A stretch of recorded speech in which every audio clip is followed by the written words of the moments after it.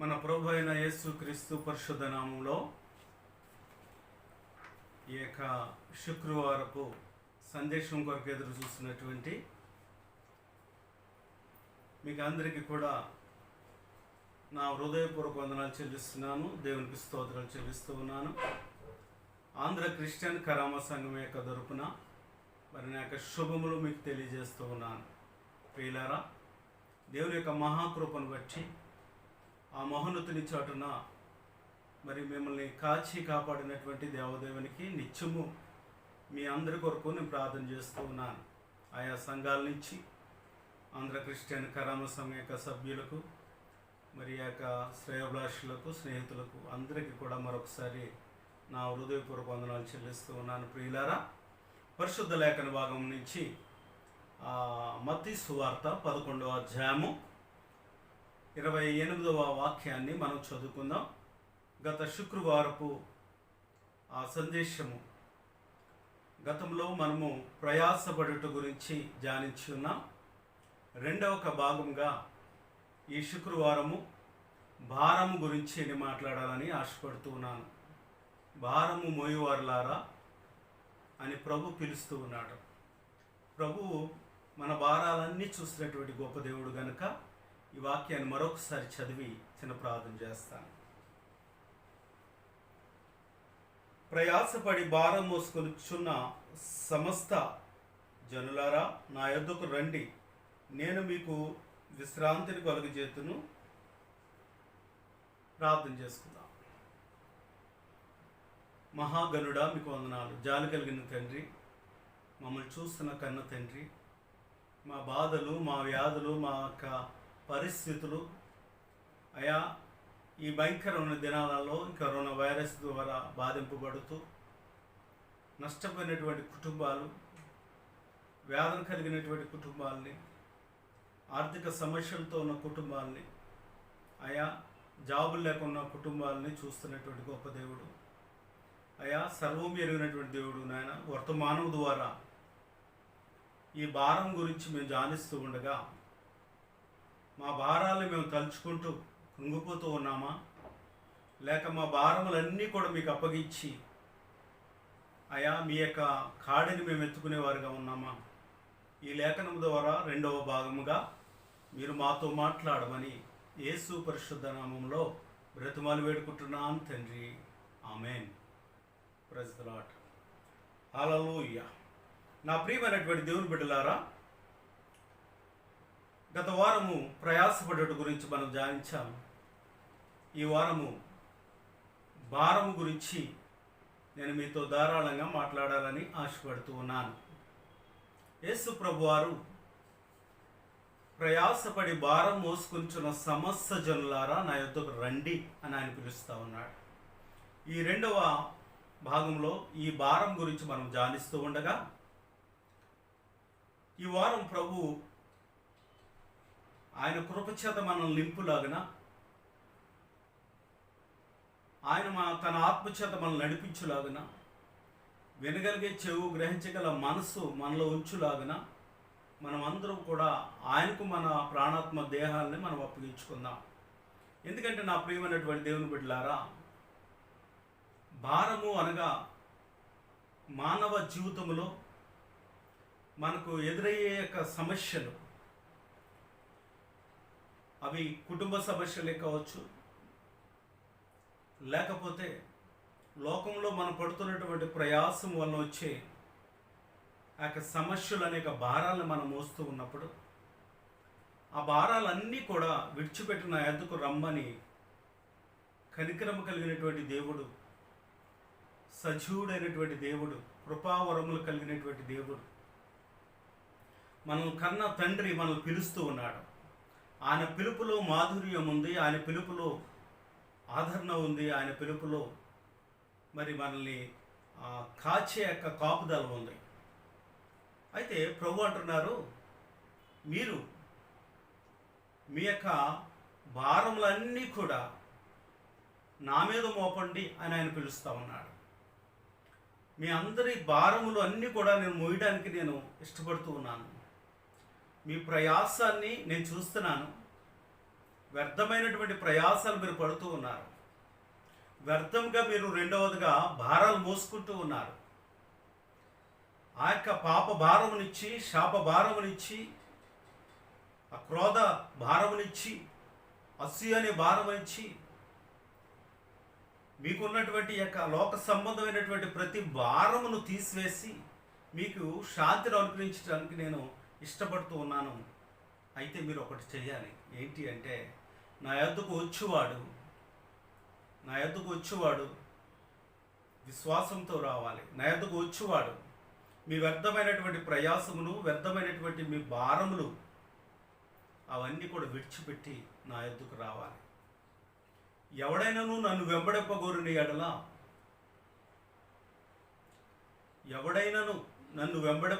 ఎడల, నాతో నడవాలనుకున్నప్పుడు, నా అడుగులో అడుగు వేయాలనుకున్నప్పుడు, ప్రతి దినము కూడా మీ యొక్క సిలువను మీరు ఎత్తుకుని నన్ను వెంబడించండి అని చెప్తూ ఉన్నాడు.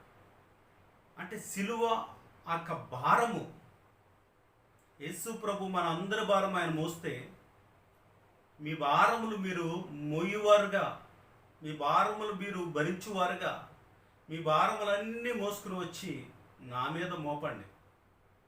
అప్పుడు అవన్నీ కూడా మీ వద్ద నుంచి నేను తొలగిస్తాను అని చెప్తూ ఉన్నాడు. పాపులారా, మీ యొక్క చేతులను మీరు శుభ్రపరచుకోండి. ద్విమనస్కులారా, మీ యొక్క జీవితాలను నా యొద్దకు తీసుకుని వచ్చి నాకు అప్పగించండి అని ప్రభు పిలుస్తూ ఉన్నాడు. నా ప్రియమైనటువంటి దేవుని బిడ్డలారా, ముందుగా మన భారాలు ఏమై ఉన్నవి లోకంలో? ఏ భారాల చేత మనము కట్టబడి ఉన్నాం? ఏ భారముల చేత మనము బంధింపబడి ఉన్నాం?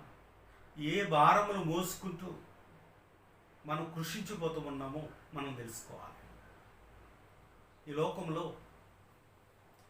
పాపభారం అనేది చాలా బరువైనది. పాపభారం అనేది చాలా కఠినమైనది. పాపభారం అనేది మనల్ని నాశనం చేసే భారం అది. అందుకే కీర్తనకారుడైనటువంటి దావీదు తన కీర్తనలో 51వ కీర్తన 3వ చరణంలో ఆయన అంటాడు, నా అతిక్రమములు నాకు తెలిసే ఉన్నవి, నా పాపం ఎల్లప్పుడూ నా ఎదుటనే ఉన్నది అంటాడు. ఆయన తనను తాను ఒప్పుకుంటూ, తను తాను విమర్శించుకుంటూ, తను తాను ఆత్మ విమర్శన చేసుకుంటున్నాడు. ఏంటంటే, అసలు ఈ యొక్క శిక్ష, ఈ యొక్క వేదన, ఈ యొక్క సమస్యలు ఇవన్నీ కూడా నా మీద మోపబడ్డానికి గల కారణం ఏంటి? అవి భారముగా ఉండడానికి గల కారణం ఏంటి?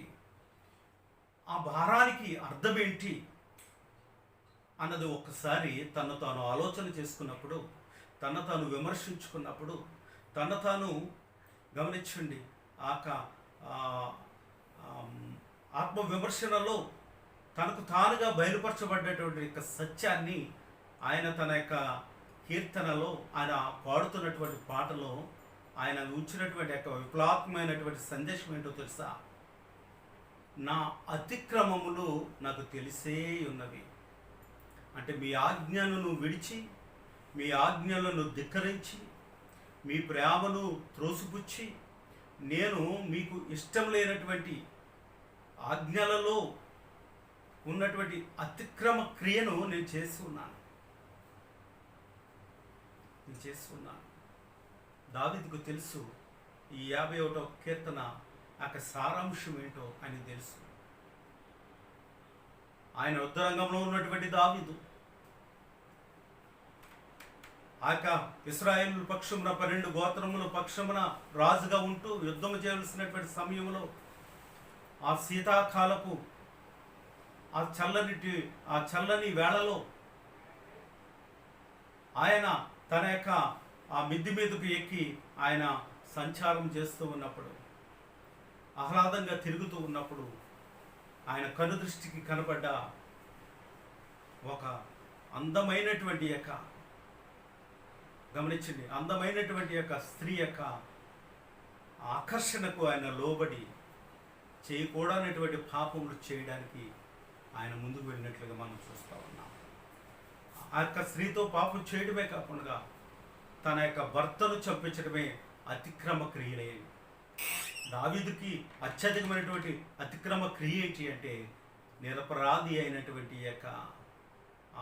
గమనించండి, ఆ స్త్రీ యొక్క భర్తను చంపించడం, ఒక నిరపరాధిని చంపించడం వలన ఆయన చేసినటువంటి అతిక్రమం ఏంటో, దేవుడిని కాదని చేసినటువంటి అతిక్రమ క్రియ ఏంటో దావీదుకు అర్థమైంది.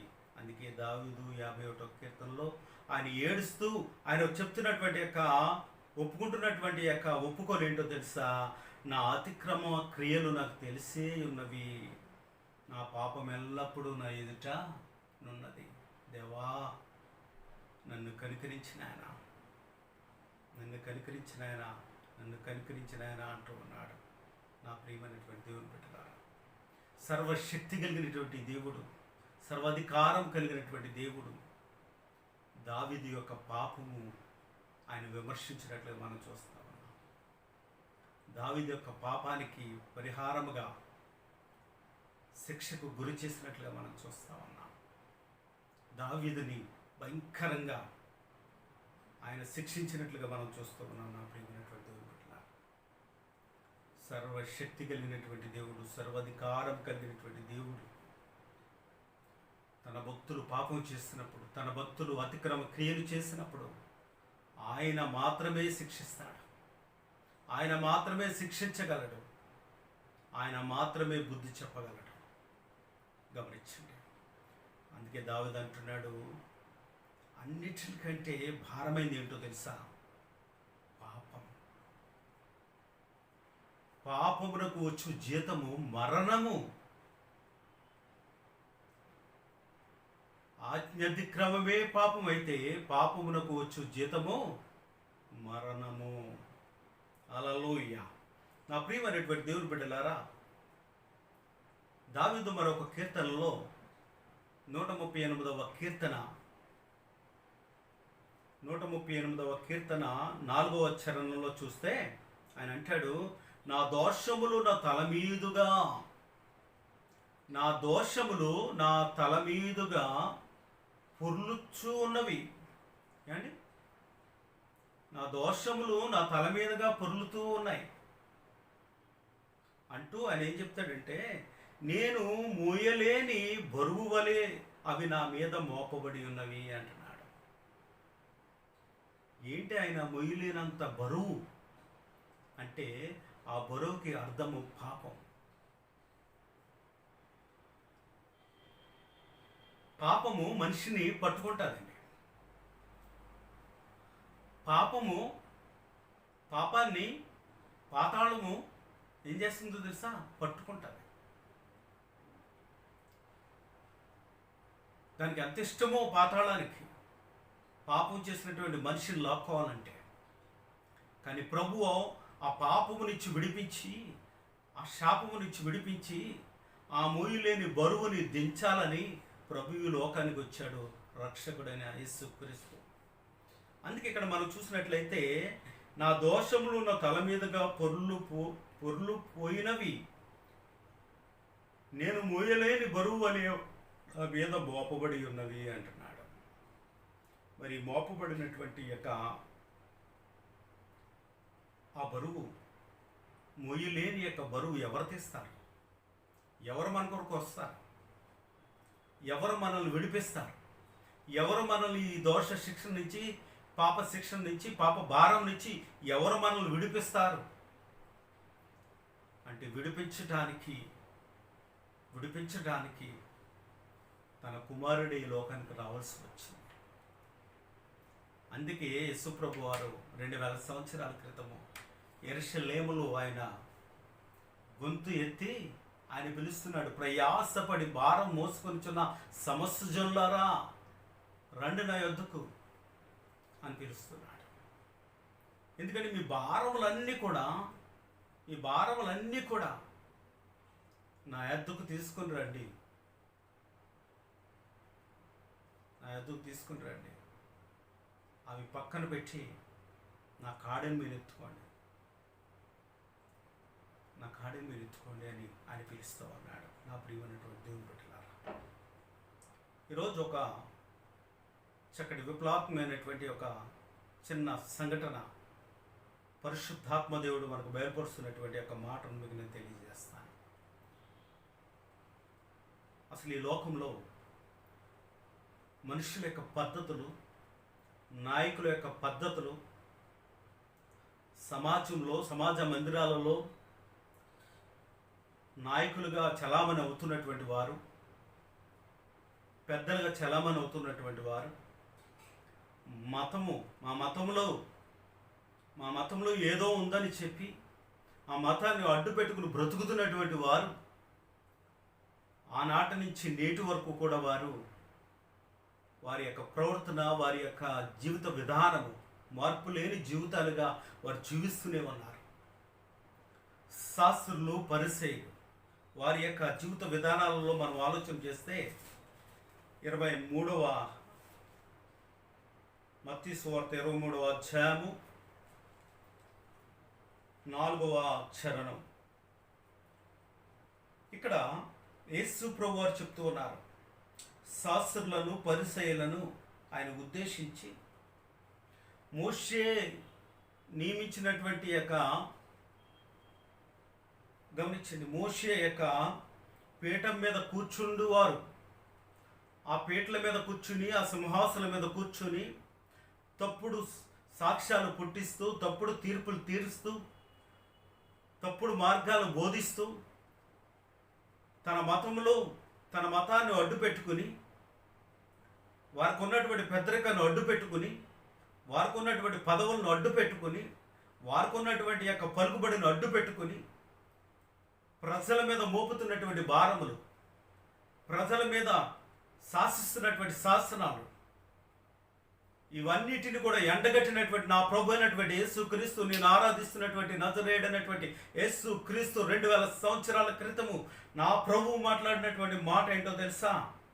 మోయ సఖ్యము కాని భారమైన బరువులు కట్టి మనుషుల భుజము మీద వారు పెట్టుదురే గాని తమ వ్రేలితోనైనను వాటిని కదిలింపనొల్లరు. మనుషులకు కనబడు నిమిత్తము తమ పనులన్నీ చేదురు, తమ రక్షరేఖను వెడల్పుగాను తమ చెంగులు పెద్దవిగాను చేయుదురు. విందులలో అగ్రస్థానాన్ని కోరుకుంటారు వారు నాయకులు.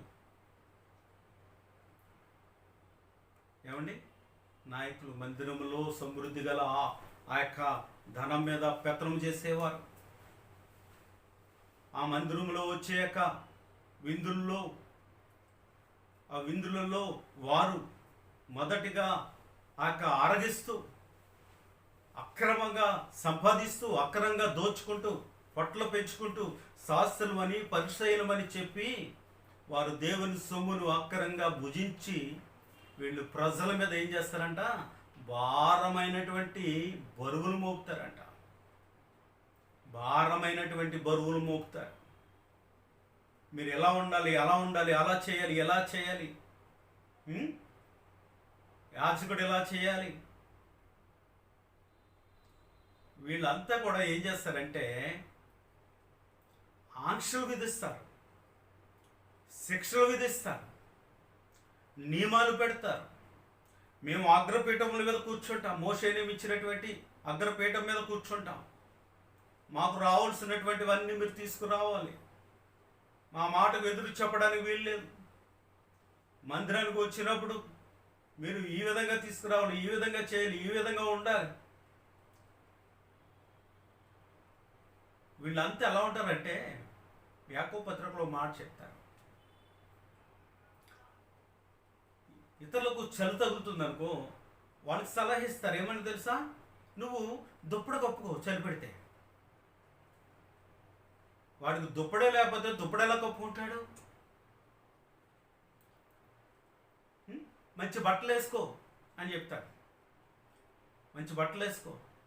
వాడికి వేసుకోవడం బట్టలే లేకపోతే మంచి బట్టలు ఎక్కడి నుంచి వస్తాయి?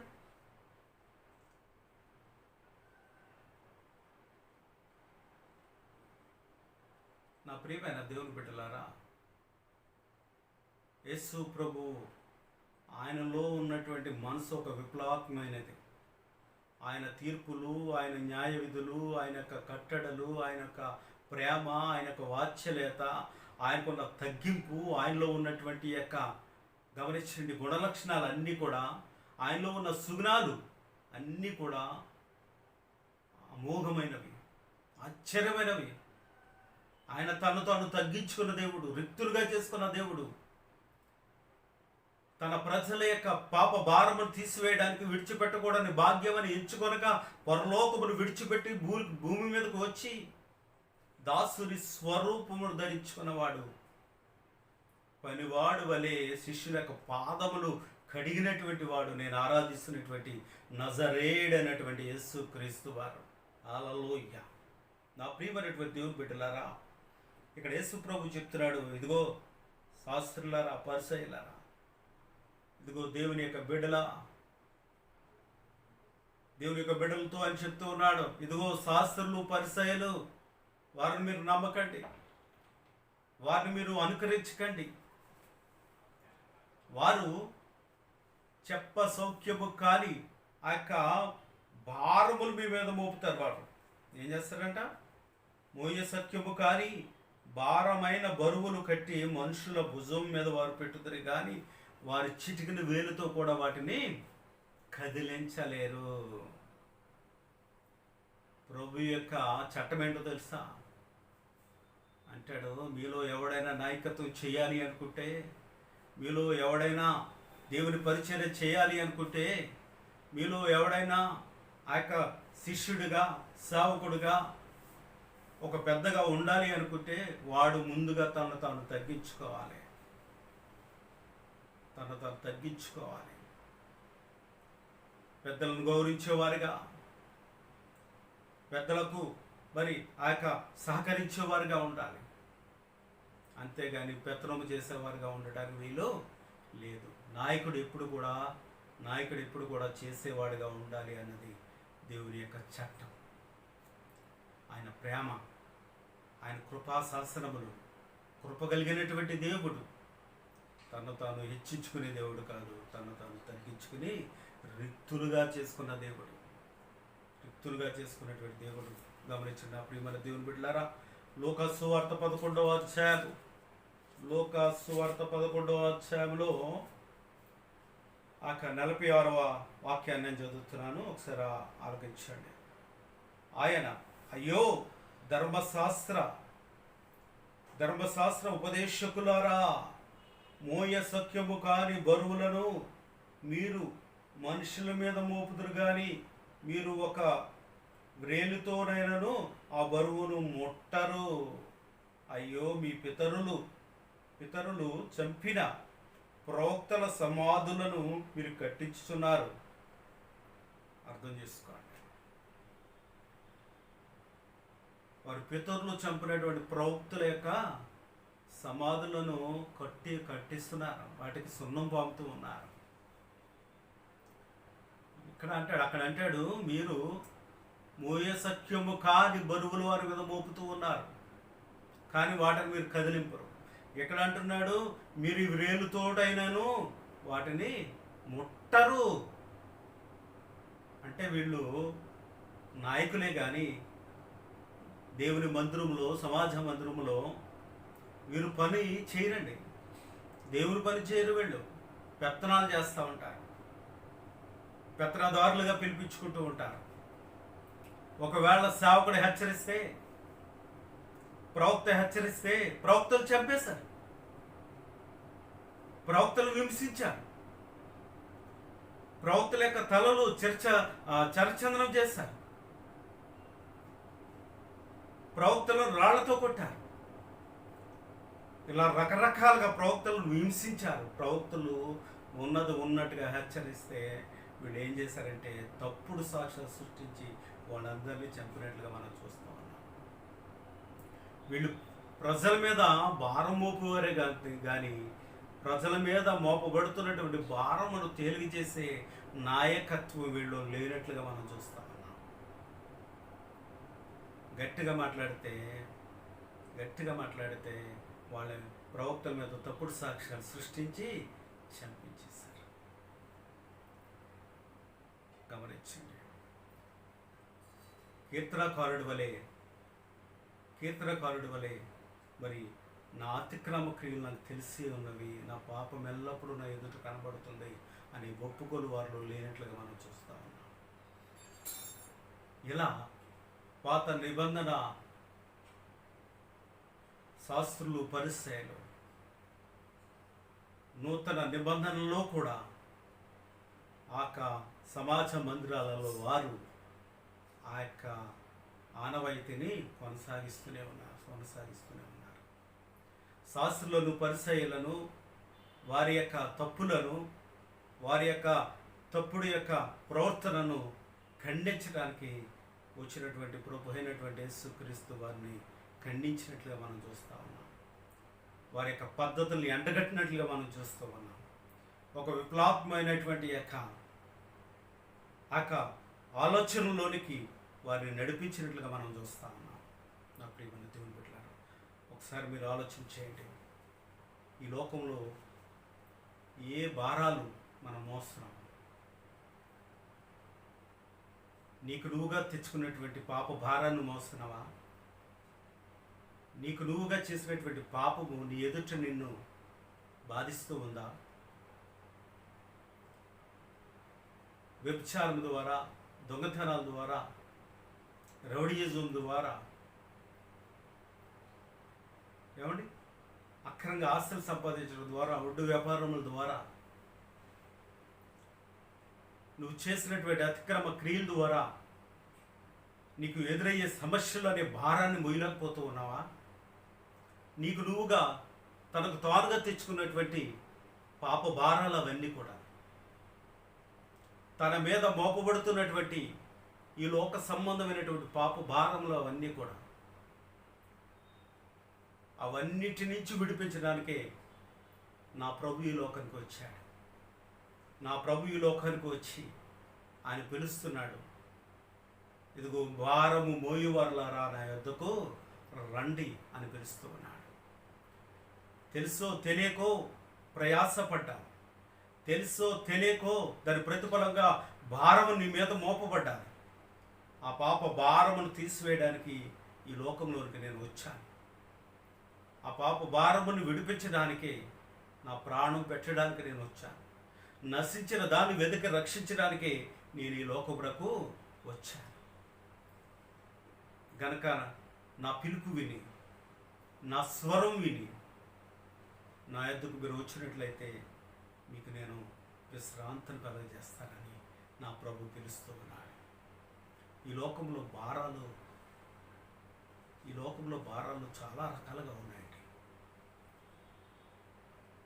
ప్రతి చిన్న విషయాన్ని కూడా భారంగా తలుచుకునేవారు ఉన్నారు.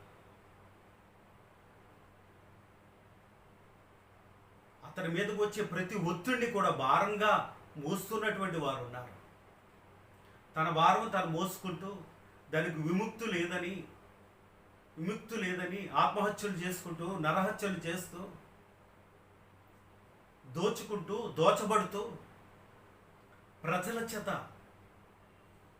చేత నిందింపబడుతూ, నిందిస్తూ, జీవితాన్ని ఇలాగే అనుభవిస్తూ, ఈ భారము చేత ఈ లోకంలో చీకట్లో కలిసిపోయి కాలగర్భంలో కలిసిపోయినటువంటి వారు చాలామంది ఉన్నారండి.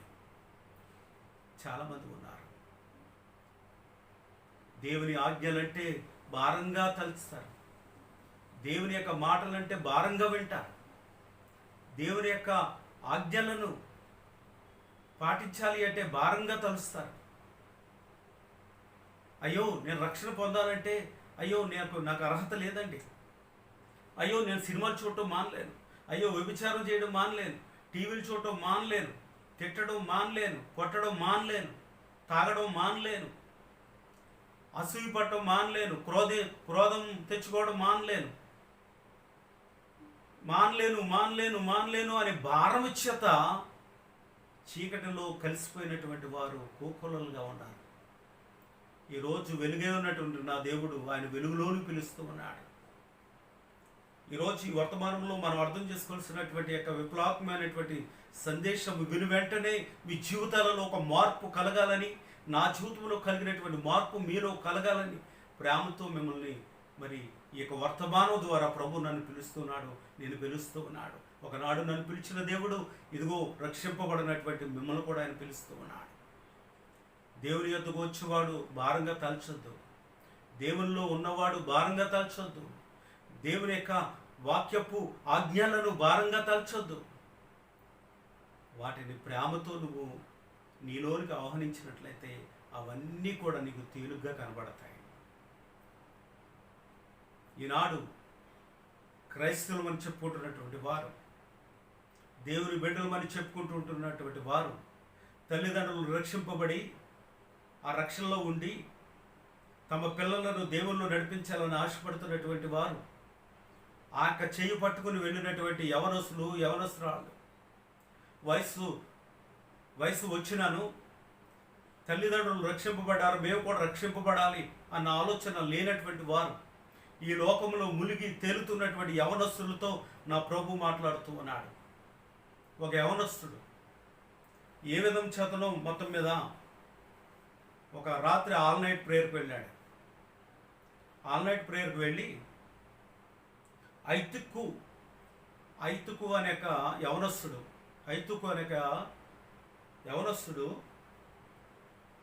ప్రార్థనకు వెళ్ళాడు. రాత్రి ప్రార్థనకు వెళ్ళి కూర్చున్నాడు. ఆ హాల్ అంతా కిక్కిచ్చిపోయి ఉన్నది. ఆ పిల్లప్ అయిపోవడం వల్ల ఈ యవనస్తుడు కొంచెం కోతి పనులు ఉంటాయి కదండి, కొట్టు పనులు ఉంటాయి, కోతి పనులు ఉంటాయి, కొంత ఎగస్ట్రాలు ఉంటాయి. మేము గోళ్ళ దూకగలం, ఏంటి అక్కడ దూకగలం, అలా ఎగరగలం, ఇలా డ్యాన్స్ చేయగలం, మేము ఎలా ఉండగలం, ఒంటుకాలతో నిలబడగలం, ఇలా కొన్ని ఎక్స్ట్రా ఉంటాయి వారి జీవితాల్లో. ఆ యవన కాలపు యొక్క పిచ్చి శాస్త్రాలను అనుభవించాను కనుక నేను నా అనుభూతితో చెప్తూ ఉన్నాను. యవనస్తుడు కిటికీ మీదకి ఎక్కి కూర్చున్నాడు. ఆ కిటికీ మీద మరి ఇల్లు అప్పుడు కడతా ఉన్నారో ఏమో తెలియదు కానీ ఆ కిటికీ ఆ ఓసలు కానీ అవేమీ లేవు, ఓపురుగా ఉంది. అయితే ఆ యవనస్తుడు ఏం చేశాడంటే ఆ మేడగదంతా కూడా ఆ జనం ఎక్కువైపోవడం వల్ల మేడగదిలోనంట అనేక మంది దీపములు అనగా అనేక మంది ప్రజలు ఉన్నారు. ప్రభు దీపాలతో పోల్చాడు, రక్షణ పొందినటువంటి వారిని దీపంతో పోల్చాడు, ఎప్పుడు వెలుగుచుండే దీపాలతో పోల్చాడు ఆయన దీపాలతో పోల్చాడు. అయితే ఇక్కడ మనం ఆలోచన చేసినట్లయితే నా ప్రియమైన దేవుని బిడ్డలారా, ఈ యొక్క సంఘటన అపోస్తల కార్యములు 20వ అధ్యాయంలో ఆ యొక్క 9వ వాక్యాన్ని మాత్రం నేను చదువుతాను ఒకసారి మీకు అర్థమయ్యేటట్టుగా.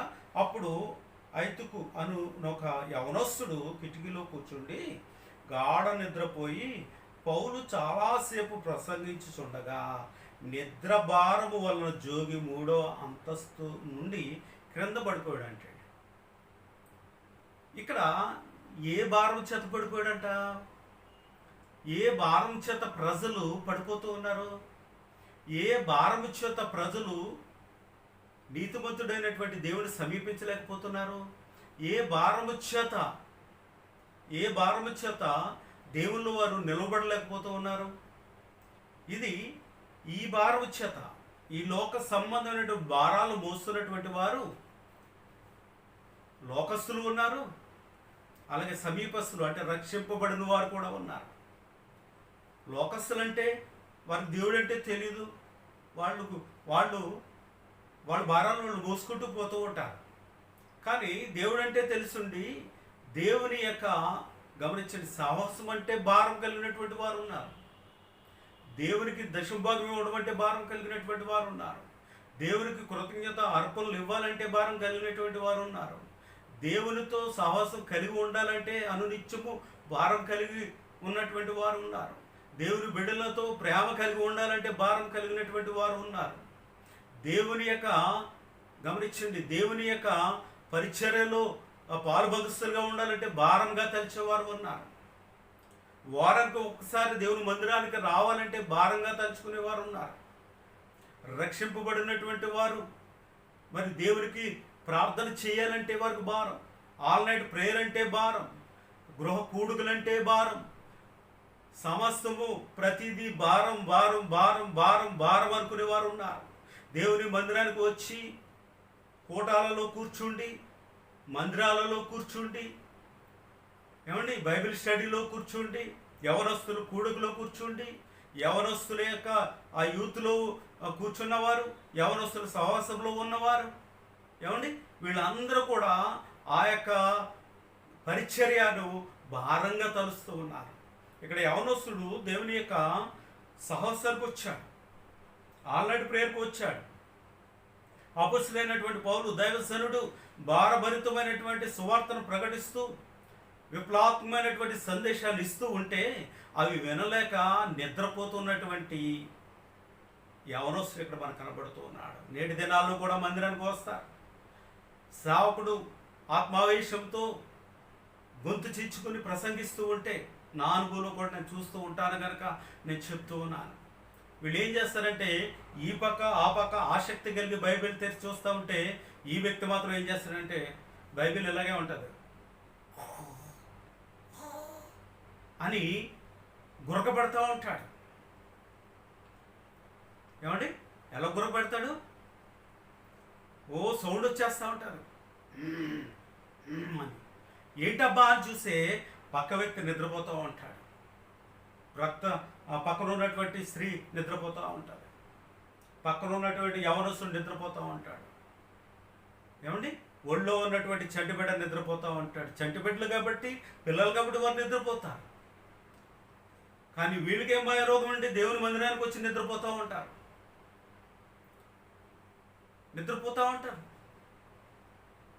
కొంతమంది నిద్రపోయే పాస్టర్లు కూడా కనపడుతూ ఉంటారు. ఇలా అన్నానని కాదు, కానీ వాస్తవంలో ఉన్నటువంటి విషయాన్ని గమనిస్తే ఇక్కడ ఈ యవనస్తుడు ఐతుకనేక యవనస్తుడు పౌలు గారు ప్రసంగిస్తూ ఉంటే, పౌలు గారు విప్లవాత్మకమైనటువంటి సందేశాన్ని అందిస్తూ అనేక పత్రికలు రాసి అనేక సంఘాలను పురుకొల్పించినటువంటి పౌలు భక్తుడు ప్రసంగిస్తూ ఉంటే ఇతడు నిద్రభారముతో 3వ అంతస్తు నుంచి కిందకు పడిపోయాడంట. తండ్రి, కుమారుడు, పరిశుద్ధాత్ముడు, ఏమండి వీళ్ళు ముగ్గురు కూడా అతడు నిద్రభారాన్ని ఆపలేకపోయారు. హల్లెలూయా. అంటే అంత సోమరగాడు ఒకసారి ఆలోచన చేయండి, ఎంత మందామతో ఒకసారి ఆలోచన చేయండి. అంటే అతడు ఆత్మీయ జీవితాన్ని ఏమండి కేవలం నిద్ర భారం చేత తాను మరణానికి అప్పగింపబడినట్లుగా మనం చూస్తా ఉన్నాం. చచ్చినవాడై లేపబడ్డాడంట, చచ్చినవాడై లేపబడ్డాడు. జాగ్రత్త సుమా, నా ప్రభు నిన్ను హెచ్చరిస్తూ ఉన్నాడు.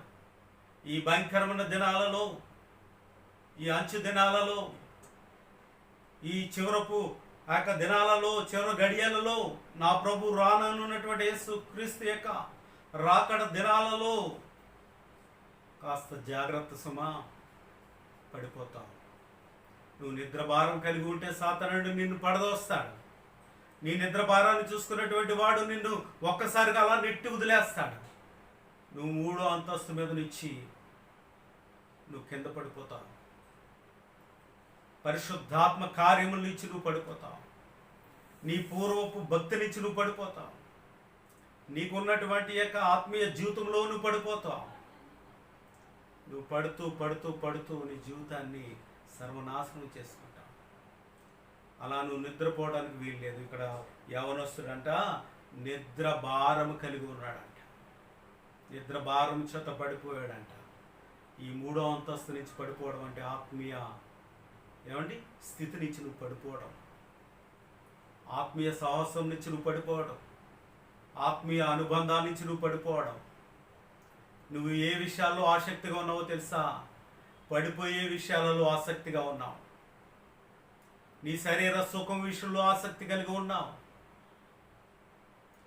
అలా ఉండొద్దు సుమా. దేవుని కొరకు నువ్వు ఎప్పుడు కూడా ఆయత్తపరచబడి ఉండాలి. వాడు గమనించండి, వాడు ఎప్పుడు మృగుదుబా అని ఏమండి గర్జించు సింహంలే వాడు నువ్వు వెనకే పొంచి ఉన్నాడు.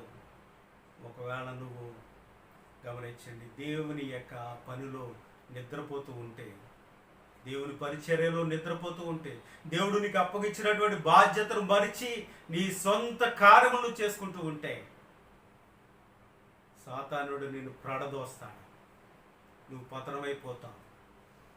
ఇది సత్యం, ఇది జరగబోయే యొక్క వాస్తవ సంఘటన. నా ప్రియమైనటువంటి దేవుని బిడ్డలారా, ఆ స్థితిలో నా ప్రభు నీ మీద జాలి చూపిస్తే నువ్వు బ్రతుకుతావు, లేకపోతే చనిపోతావు. అప్పుడు పౌలు భక్తులు వెళ్ళి అతన్ని కౌగులించుకుని అతని నోట్లో నోరు పెట్టి ఆయనలో ఉన్నటువంటి జీవాన్ని ఊదునప్పుడు ఆ యొక్క యవనస్తుడు తిరిగి బ్రతికాడు. కనుక నువ్వు జాగ్రత్త సుమా, జాగ్రత్త. దేవునికి నీ యొక్క యవన జీవితాన్ని నువ్వు అప్పగించుకో. దేవుని పనిలో ఎప్పుడు కూడా నువ్వు భారమని తలచొద్దు. యవనస్తులు నేడు దేవుని మందిరాల్లో వారికి ఉన్నటువంటి టాలెంట్ని బట్టి దేవుడు మీకు అప్పగించిన పనిలో అది నా గొప్పదనమని నువ్వు తలుచుకోవద్దు, అది భారమని నువ్వు తలుచుకోవద్దు. అది ప్రేమతో నా ప్రభు నాకు ఇచ్చినటువంటి గిఫ్ట్ అని చెప్పి దేవుని మందిరంలో నీకున్న బాధ్యతను నువ్వు నిర్వహించినప్పుడే నీ భవిష్యత్తు సక్రంగా ఉంటుంది, ఆశీర్వదకరంగా ఉంటుంది, ఇతరులకు మాదిరికరంగా ఉంటుంది. దేవునికి మహిమ కలుగును గాక. నా ప్రియమైనటువంటి దేవుని బిడ్డలారా, అందుకే పరిశుద్ధుడైనటువంటి దేవుడు, సర్వశక్తి కలిగినటువంటి దేవుడు ప్రవక్త ఇరిమేతో మాట్లాడుతూ ఉన్నాడు. ఇరిమే గ్రంథము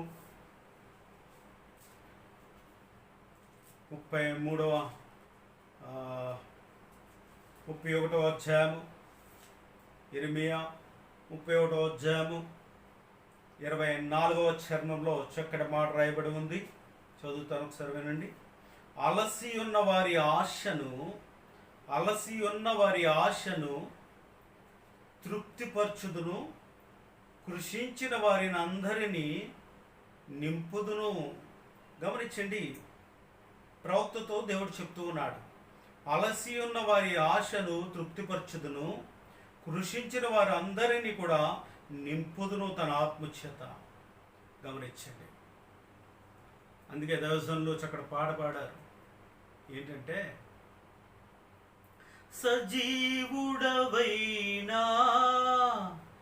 యేసయ్యా, నిన్నాశ్రయించిన నీ వారికి సహాయుడవై తృప్తిపరచితివే. సముద్రమంత సమృద్ధితో ఆనందించద నీలో, అనుదినము కృప పొంది ఆరాధించద నిన్నే ఆనంద ధ్వనులతో. సజీవుడవైనా యేసయ్యా, నిన్నాశ్రయించిన నీ వారికి సహాయుడవై తృప్తిపరచితివే. సముద్రమంత సమృద్ధితో ఆనందించద నీలో, అనుదినము కృప పొంది ఆరాధించద నిన్నే ఆనంద ధ్వనులతో. హల్లెలూయా. అలసి ఉన్న వారిని తృప్తిపరచుదును, కృషించిన వారిని నింపుదును జీవజలపు ఊటలతో. అలసి ఉన్న వారిని, భారముల చేత అలసి ఉన్న వారిని, భారముల చేత కొట్టబడుతున్నటువంటి వారిని, మోయలేని బరువుని నేను తీసివేస్తాను. 12 ఏండ్ల నుంచి ఒక రక్తస్రావం కలిగినటువంటి ఒక స్త్రీ మనకు కనబడతారండి. మార్కు సువార్త 5వ అధ్యాయము 25 నుంచి 29 వరకు కొన్ని విషయాలు నేను చెప్తూ ఉన్నాను. అవసరమైనటువంటి మాటను మీకు నేను తెలియజేస్తా ఉన్నాను. తన జీవితంలో తన దగ్గర ఉన్నటువంటి యొక్క ధనమును మొత్తం ధనమంతా కూడా తనకున్నటువంటి ఆ శారీరక రోగము కొరకు అనేక మంది డాక్టర్లు సంప్రదించి, అక్కడ ఆయుర్వేదం డాక్టర్ ఉన్నాడు, ఇక్కడ హోమియోపతి డాక్టర్ ఉన్నాడు, అక్కడ ఇంగ్లీష్ డాక్టర్ ఉన్నాడు, అక్కడికి వెళ్తే నయమవుతుంది, ఇక్కడికి వెళ్తే నయమవుతుంది, అక్కడికి వెళ్ళి నయమవుతుంది, ఆ మంత్రగాడి దగ్గరికి వెళ్తే నయమవుతుంది, వాళ్ళ దగ్గరికి వెళ్తే నయమవుతుందని చెప్పినటువంటి ఆ నోట ఈ నోట పలికినటువంటి మాటలు అన్నిటిని బట్టి అందరినీ కూడా సంప్రదించింది తన జీవితంలో. దేవునికి మహిమ కలుగును కాక. తను అందరినీ కూడా సంప్రదించి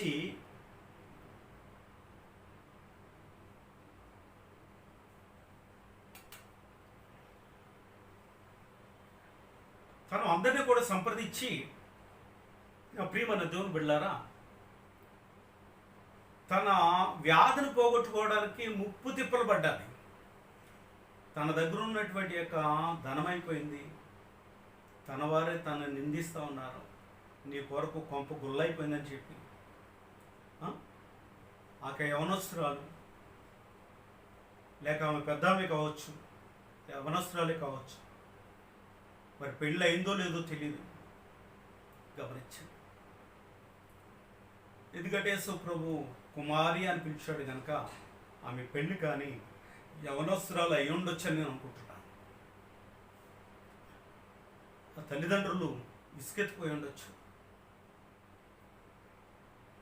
అలా తన జీవితంలో అలసిపోయింది, సొలసిపోయింది. తన బాధకు నివారణ లేదు. తన శరీరంలో ఉన్న రక్తమంతా వాడిపోయింది. బలము లేకుండా, శక్తి లేకుండా సొమ్మసిల్లిపోయింది. ఆ పరిస్థితిలో ఒక పాట ఆమె పాడుకుంటుంది, ఒక పాట ఆమె ఒక నోట విన్నది, ఒక పిలుపు, ఒక సువార్త ఆమె పలుమంది నోట విన్నది. రమ్మనుచున్నాడు నిన్ను ప్రభు యేసు, వాంఛచే తన కరము చాచి రమ్మనుచున్నాడు, వాంఛచే తన కరము చాచి రమ్మనుచున్నాడు. ఎటువంటి శ్రమలందునో ఆదరణ నీకిచ్చును, ఎటువంటి శ్రమలందునో ఆదరణ నీకిచ్చును. గ్రహించి నీవు యేసుని చూచిన హద్దులేని ఇంపు పొందేదవు. రమ్మనుచున్నాడు నిన్ను ప్రభు యేసు. ఆమె సడలిన మోచేతులను, సడలిన గమనించండి మోకాళ్ళను బలపరుచుకొని యేసు ప్రభు ఎరుకో పట్టణం గుండా ఆయన వెళ్తున్నాడని తెలుసుకుని ఆమె ఏం చేస్తుందో తెలుసా? అనేక వైద్యుల చేత ముప్పు తిప్పలు పడినటువంటి యొక్క స్త్రీ యేసు ప్రభు యొక్క వస్త్రపు చెంగు ముడితే చాలు అనుకున్నది. ఆమెను ఎంతమంది ఆటంకపరిచినా, ఎంత బలహీనంగా ఉన్నా, ఎంతమంది జనసమూహంలో గెంటుతూ ఉన్నా శక్తిని కూడగట్టుకుని వచ్చి యేసు ప్రభు యొక్క వస్త్రపు చెంగును ముట్టి ఆమె తనలో ఉన్న రోగ నివారణ పొందినట్లుగా మనం చూస్తూ ఉన్నాం. యేసు ప్రభువులో ఉన్నటువంటి మహిమ, ఆయన నోటి ఉమ్ములో ఉన్న మహిమ, ఆయన వస్త్రపు చెంగులో ఉన్న మహిమ, ఆయన నోటి మాటలో ఉన్న మహిమ, యేసు అనే నామస్మరణలో ఉన్న మహిమ ప్రభావం ఆమెను తాకినట్లుగా మనం చూస్తా ఉన్నాం. వెంటనే ఆమె స్వస్థత పొందుకున్న ప్రియమైనటువంటి దేవుని బిడ్డలారా, ఆమె లోకంలో తిరిగినప్పుడు ఏమాత్రం కూడా ప్రయోజనం లేదు, ఏమాత్రం కూడా తనకు శాంతి దొరకలేదు. తనకున్న రోగ భారమును యేసు ప్రభు దగ్గరకు వచ్చి ఆ యొక్క చెంగును ముట్టగా నివారణ పొందినదై స్వస్థత పొందుకుంది. హల్లెలూయా! ఎంతో గొప్ప దేవుడు అండి మనం ఆరాధిస్తున్నటువంటి దేవుడు. రోగ రుగ్మతల నుంచి విడిపించు దేవుడు, సర్వాంతర్యమైనటువంటి దేవుడు. ఎటువంటి భారమునైనను తీసివేయగల శక్తి కలిగినటువంటి దేవుడు. నేను ఆరాధిస్తున్నటువంటి నజరేయుడైనటువంటి యేసు క్రీస్తు వారు. నా ప్రియమైన దేవుని బిడ్డలారా, ఆ యొక్క నిద్ర భారముతో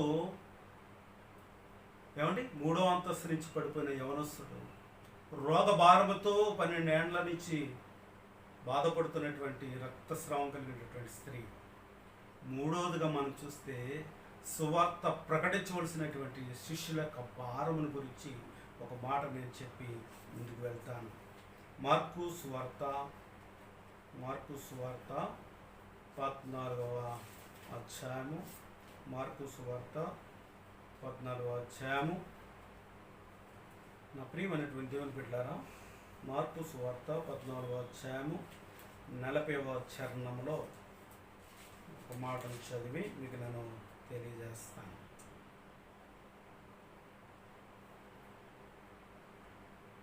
ఆయన తిరిగి వచ్చి చూడగా వారు నిద్రించుచుండిరి. ఎలయనగా వారి కన్నులు భారముగా ఉండెను.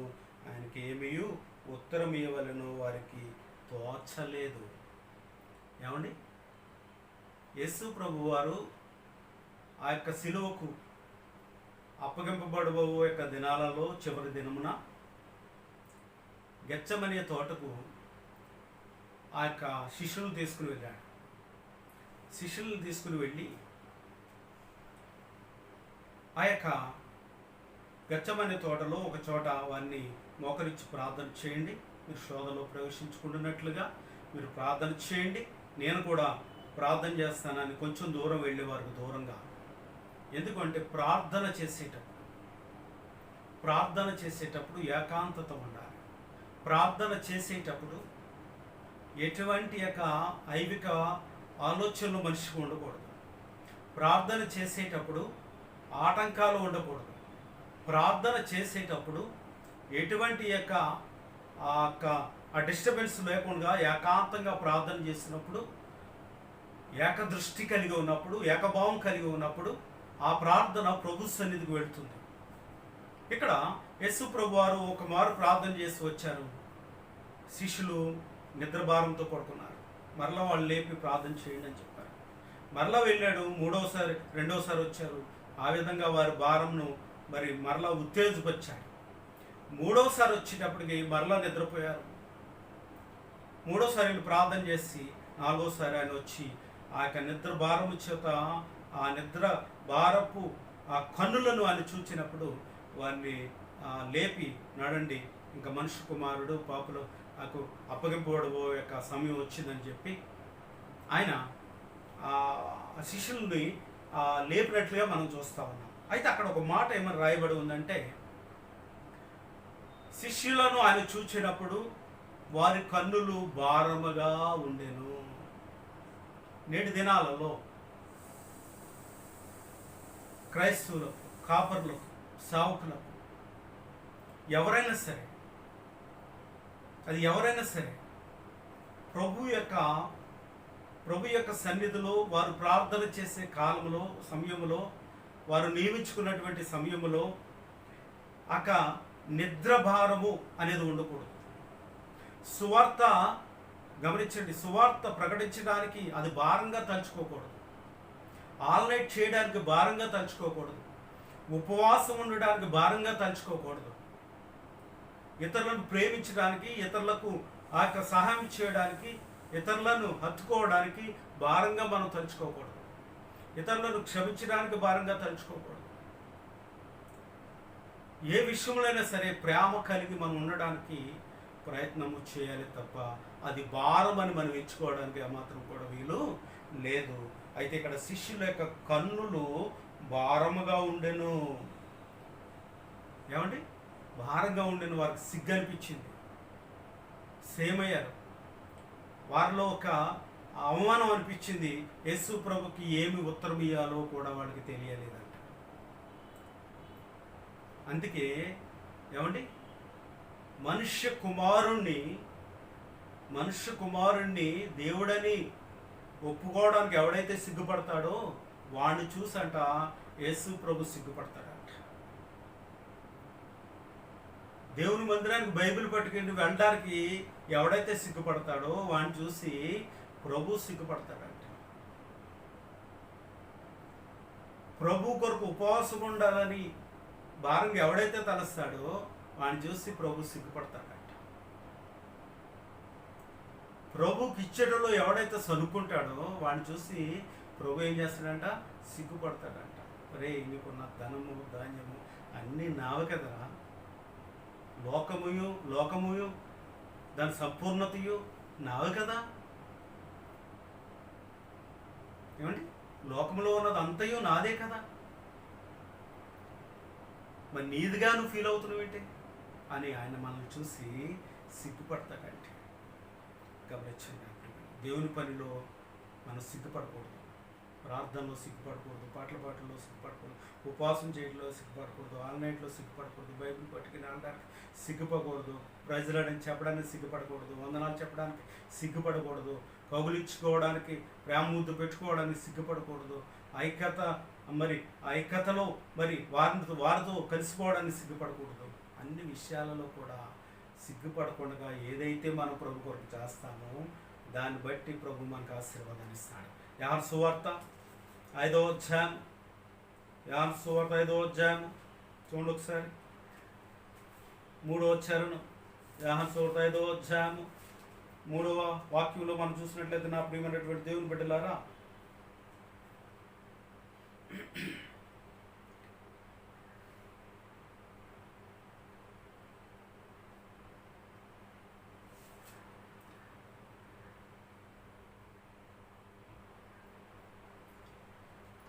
ఇక్కడ 38 ఏండ్ల నుంచి ఒక వ్యాధిగ్రస్తుడు మనకు కనపడుతున్నాడు.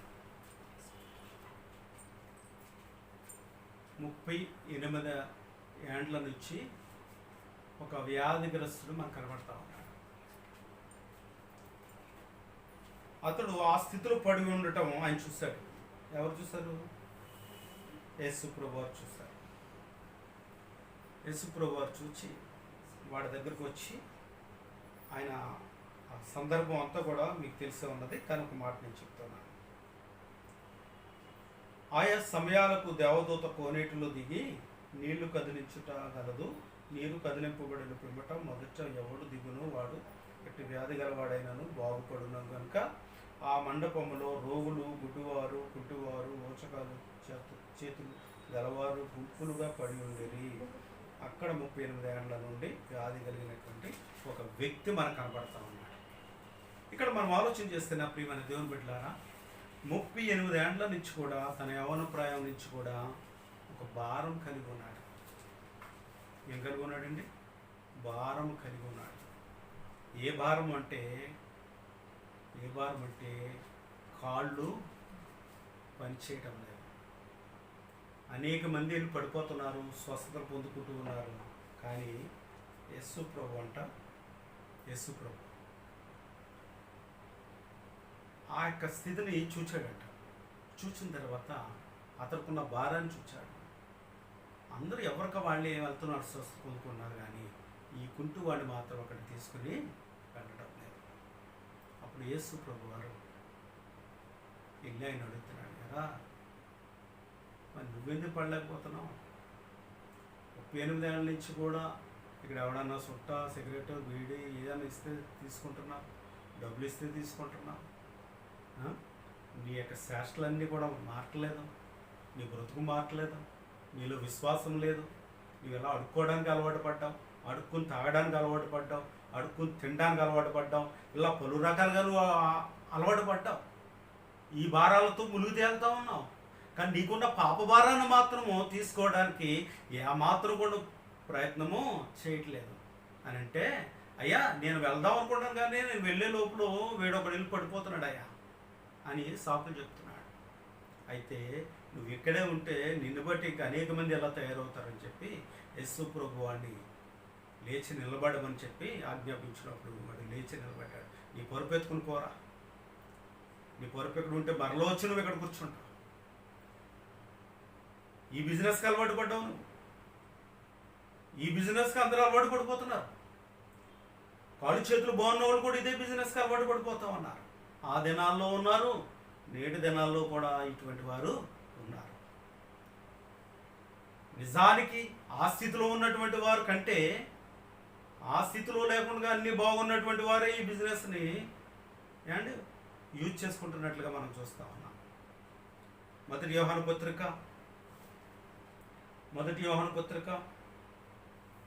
5వ అధ్యాయం 3వ చరణం ఇక్కడ మనం చూడండి ఒకసారి.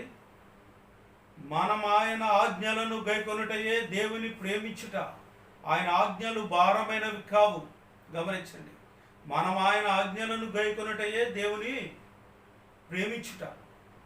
మనమంట యోహాను అంటాడు, మనం అందరం కూడా ఆయన ఆజ్ఞలను ప్రేమించడమే. మనమందరం కూడా ఏం చేయాలంట? ఆయన ఆజ్ఞలను, అంటే దేవుని యొక్క ఆజ్ఞలను ప్రేమించాలంట. ఆ ప్రేమ ఎలా ఉండాలంట? దేంతో ముడిపడి ఉందంట? మనమంట ఆయన ఆజ్ఞలను గైకొనటం అనే యొక్క అర్థం ఏంటంటే దేవుడు ప్రేమించటం. దేవుడు ప్రేమించువాడు దేవుని ఆజ్ఞలను గైకొనాలి. దేవుని ప్రేమించువాడు దేవుని కట్టడలను గైకొనాలి. దేవుని ప్రేమించేటటువంటి వాడు దేవుని యొక్క గమనించండి ఆయన పెట్టినటువంటి చట్టాన్ని అవలంబించాలి. ఆయన చూపినటువంటి ప్రేమను మనం చూపించాలి. ఆయన భరించినటువంటి భారములు మనం కూడా భరించాలి. అందుకంటున్నాడు మనం ఆయనను గమనించండి ప్రేమించడం అంటే ఏంటంటే ఆయన ఆజ్ఞలను గైకొనుట. ఎవడైతే ఆయన ఆజ్ఞలు గైకొంటాడో, ఎవడైతే ఆయన ఆజ్ఞలు గైకొంటాడో దేవుడు ప్రేమిస్తాడు. దేవుని ప్రేమ వాడిలో ఉంది అంటే ఆయన ఆజ్ఞలు ఉంటాయి. ఆయన ఆజ్ఞలు ఉన్నాయంటే దేవుడు ఆయనలో ఉంటాడు. రెండింటికి సంబంధం. ఎప్పుడైతే ఆయన ఆజ్ఞలు గైకుంటామో ఆయన గమనించండి ఆయన మనలో ఉంటాడు. రెండవదిగా మనం చూసినట్లయితే ఆయన చెప్తున్నటువంటి మాట, ఆయన ఆజ్ఞలు భారమైనవి కావు. ఏంటండి? ఆయన ఆజ్ఞలు భారమైనవి కావు. అర్థమవుతుందా మనకి? మనం ఎంతసేపు నా భారమో, నా ఇల్లు, నా యొక్క పిల్ల పాపలో, నా యొక్క కుటుంబమో, నా యొక్క ఆస్తో, నా యొక్క ధనమో, నా ఉద్యోగమో, నేను అనుకుంటూ ఇవన్నీ కూడా బాధ్యతగా భారంగా మనము వాటిని కొనసాగిస్తూ ఉంటాం, వాటిని గైకుంటూ ఉంటాం. పొద్దున్న సాయంత్రం కూర, పొద్దున సాయంత్రం ఆహారం, పొద్దున సాయంత్రం టిఫిన్, పొద్దున సాయంత్రం రకరకాల బాధ్యతలు మనకి. కానీ దేవుని ఆజ్ఞలను బాధ్యతలుగా గైకొనివాడు దేవుని ప్రేమించడం అంట. ఆయన ఆజ్ఞలు అంట ఆయన ప్రేమించే వారికి భారంగా ఉండవంట, సంతోషంగా ఉంటాయి. దేవుని సేవ సంతోషంగా ఉంటుంది, దేవుని పరిచర్య సంతోషంగా ఉంటుంది, బోధించడం సంతోషంగా ఉంటుంది, ప్రార్థించడం సంతోషంగా ఉంటుంది, ఉపవాసం చేయడం సంతోషంగా ఉంటుంది. ఇవన్నీ కూడా గమనించండి, ఇవన్నీ కూడా ఆయన ఆజ్ఞలు భారమైనవి ఆ మాత్రము కూడా కాదు. ఎందుకో తెలుసా? దేవుని మూలంగా పుట్టిన వారందరూ లోకమును జయించెదరు, లోకమును జయించిన విజయము మన విశ్వాసమే అంటున్నాడు దైవజనుడైనటువంటి యోహాను సెలవిస్తున్నటువంటి మాట.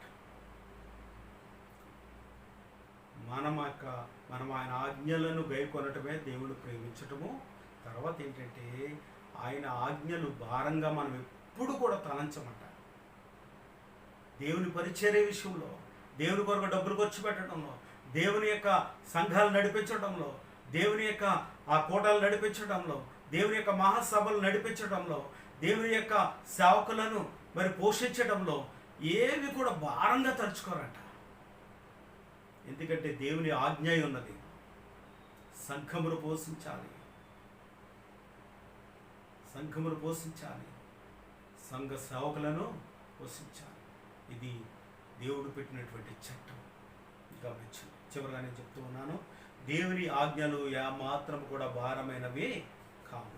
దేవుని యొక్క ఆజ్ఞలు ఏమాత్రము కూడా భారమైనవి కావు. గమనించుకోండి. మరి 2వ కొరింథీ పత్రిక, కొరింథీ 2వ పత్రికలో మనం చూసినట్లయితే 4వ అధ్యాయము 17వ చరణాన్ని చదువుతూ ఉన్నాను, నేను ముగిస్తూ ఉన్నాను.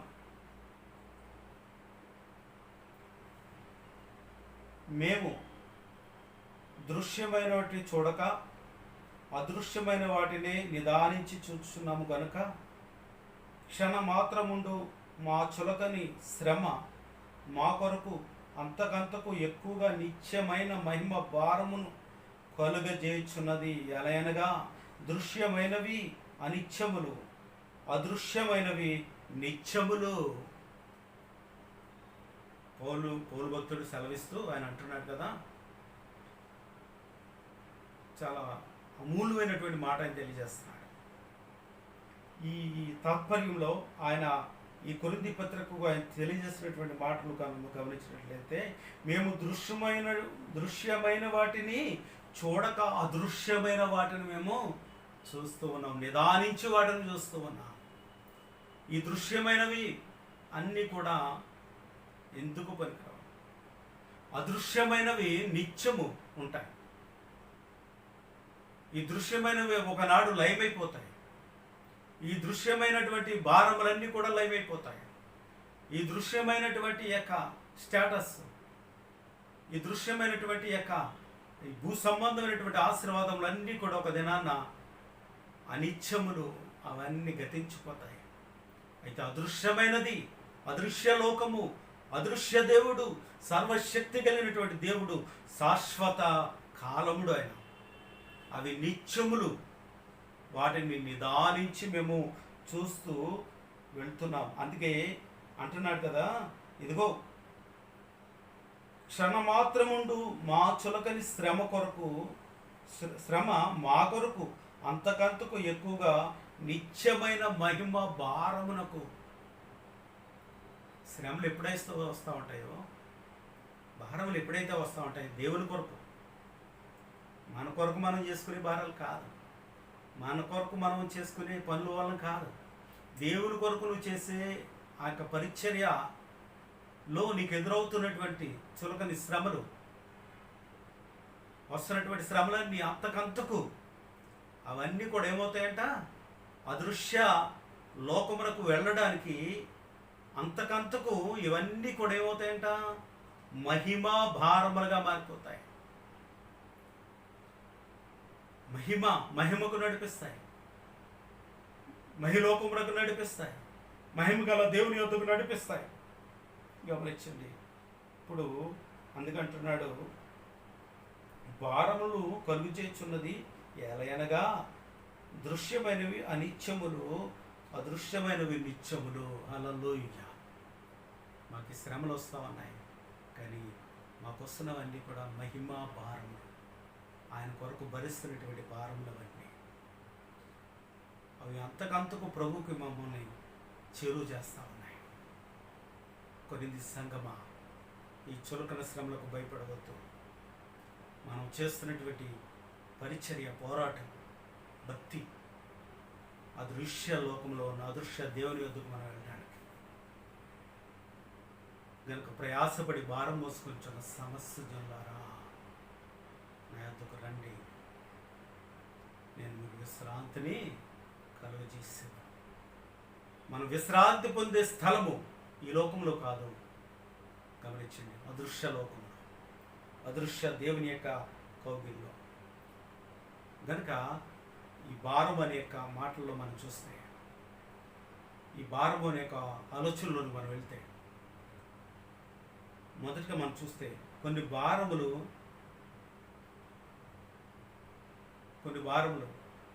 ఎదుటి వారికి అప్పగించాలి.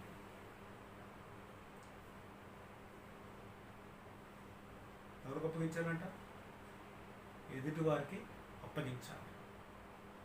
ఏంటి అప్పగించే భారాలు అంటే? ఈ లోక సంబంధమైనటువంటి భారాలు కాదు, పరిచర్య భారాలు. యేసు ప్రభు కూడా 12 మంది శిష్యులకు ఆయన సువార్త భారమును అప్పగించాడు. సువార్త భారమును అప్పగించాడు. మీరు వెళ్ళండి, సర్వ సృష్టికి నా సువార్తను ప్రకటించండి. నమ్మి బాప్తిసం పొందివాడు రక్షింపబడును, నమ్మనటువంటి వాడు శిక్ష విధింపబడు. మీరు వెళ్ళండి, సర్వ సృష్టికి నా సువార్తను ప్రకటించండి. రెండవదిగా సువార్త భారము శిష్యులకు అప్పగించడం ఎందుకు అంటే అనేక మంది శిష్యులను తయారు చేయడానికి. నేటి సంఘాలలో కాపరులు గుర్తుపెట్టుకోవాలి, పరిచారకులు గుర్తుపెట్టుకోవాలి. ఈ సువార్త భారమును అనేక మందికి పంచాలి, అనేక మందికి పంచాలి, అనేక మందిని ప్రభు శిష్యులుగా చేయాలి. అందుకే యేసు ప్రభు 12 మంది శిష్యులు పిలిచి, ఏమండి, దృశ్యమైన వాటి మీద నుంచి అదృశ్యమైనటువంటి ఆశీర్వాదం వైపు శిష్యులను అప్పగించినట్లుగా మనం చూస్తా ఉన్నాం. శిష్యులకు ఆ భారం అప్పగించినట్లుగా మనం చూస్తూ ఉన్నాం. కనుక నేడు నీవు నేను కూడా తెలుసుకోవాల్సింది ఏంటి అంటే, భారం మోస్తున్నటువంటి వారులారా నా యొద్దకు రండి అని ప్రభు పిలుస్తూ ఉన్నాడు.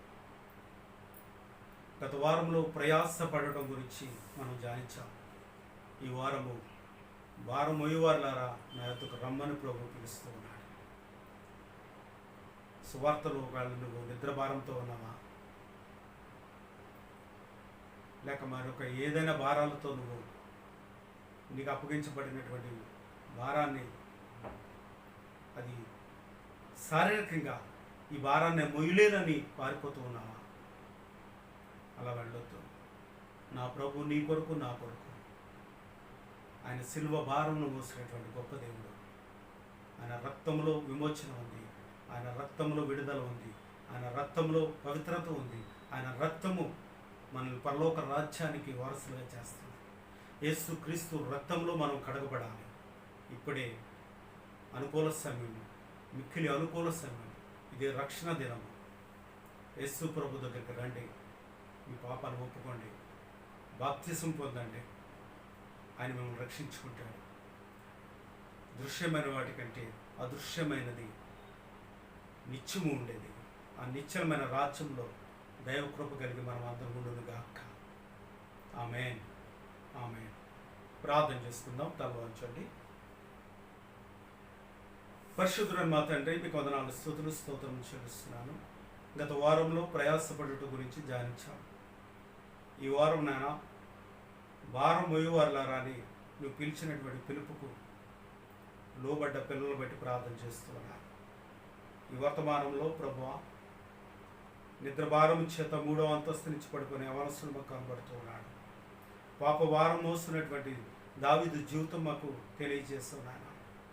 అలాగే శిష్యులు భారము చేత అయా ప్రభా ప్రార్థించడం మాని నిద్రపోతున్నటువంటి శిష్యుల గురించి మేము ధ్యానించాం. అవును ప్రభు, 12 ఏళ్ల నుంచి ఆయా రోగ భారంతో ఉన్నటువంటి ఆమెకు విడుదలనిచ్చాం. 38 ఏళ్ల నుంచి ఆయా కూర్చున్న చోటే ఉన్నటువంటి ఒక ఆయా ప్రభు కుంటుగాలు వాడి గురించి మాతో మీరు మాట్లాడారు నాయన. యేసు మీకు వందనాలు చెల్లిస్తున్నాను నాయన. ఇటువంటి స్థితులు ఎవరైనా ఉంటే లేవనెత్తండి అయా. నీ మాటలు, మీ మార్గము భారమైనవి కాదు నాయన, మీ ఆజ్ఞలు భారమైనవి కాదు తండ్రి.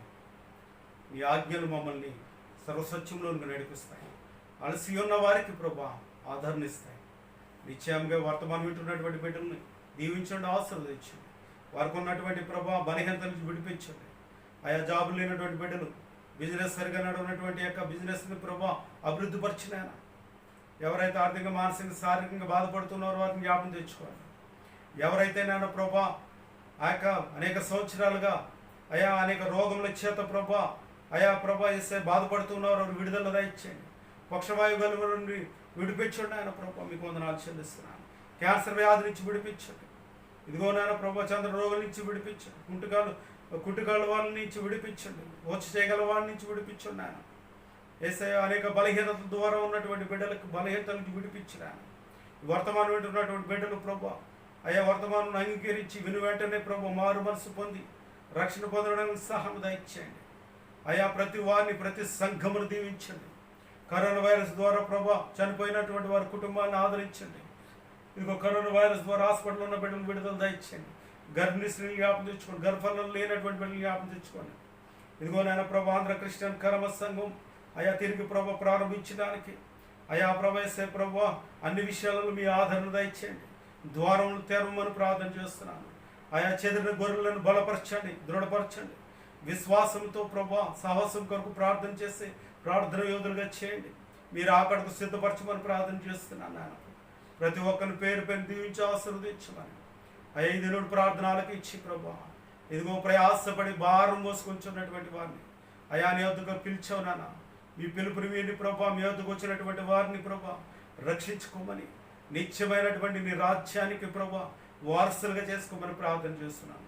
సమస్త ప్రార్థన వస్తుంది మీకు ఆరోపిస్తూ మా ప్రభును రక్షకుడును నజరేయుడైన యేసుక్రీస్తు నామములో బ్రతిమని వేడుకుంటున్నాను తండ్రి. ఆమేన్. మన పరమ తండ్రి యొక్క ప్రేమయు కుమారుడైన యేసుక్రీస్తు వారి కృపయు పరిశుద్ధాత్మని గంజన సహవాసం ఇప్పుడు ఎల్లప్పుడు సదాకాలం కలవచ్చినటువంటి బిడ్డలకును ఆ యొక్క లైవ్ చూస్తున్నటువంటి బిడ్డలకును సకల పరిశుద్ధులకును ఆయన కృపతోడే నడిపించును గాక. ఆమేన్, ఆమేన్, ఆమేన్.